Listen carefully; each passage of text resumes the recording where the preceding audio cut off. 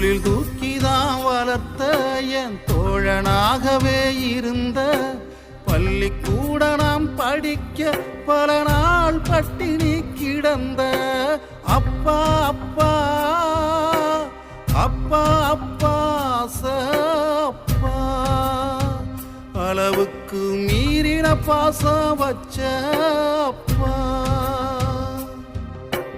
முத்து முத்தாய் முத்தம் தந்த இப்ப முத்தங்கொடுக்க மறந்த அப்பா அப்பா அப்பா அளவுக்கு மீறின பாசம் வச்ச